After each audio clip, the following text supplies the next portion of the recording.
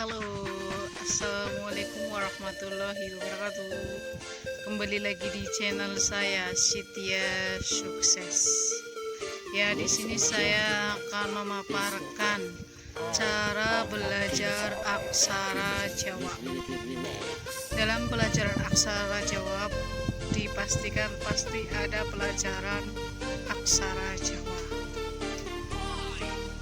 Dalam aksara Jawa terdapat aksara carakan, sandangan, dan pasangan aksara Jawa.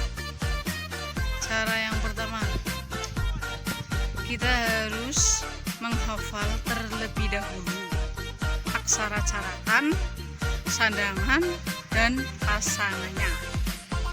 Kita bisa mencari di buku topak dan di internet juga sangat banyak. Yang kedua, kita harus sering-sering latihan menulis aksara Jawa. Dalam pelajaran aksara Jawa, kita diwajibkan dapat menulis aksara Jawa dengan benar.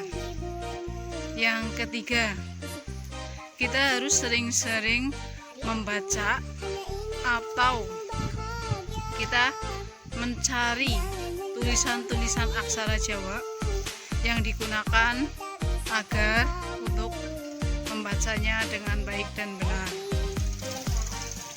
Dalam aksara Jawa sebenarnya itu sangat mudah untuk dipahami. Kalau saja kita sudah hafal, kita sering-sering latihan menulis aksara Jawa, dan kita sering membacanya. Seperti pengalaman saya sendiri pada saat saya kuliah di Universitas Muhammadiyah Purworejo.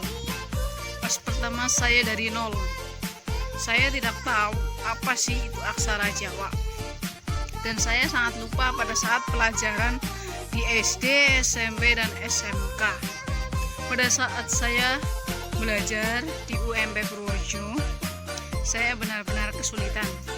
Dan pada akhirnya saya minta sama teman, bagaimana sih kita bisa menulis dan membaca aksara Jawa.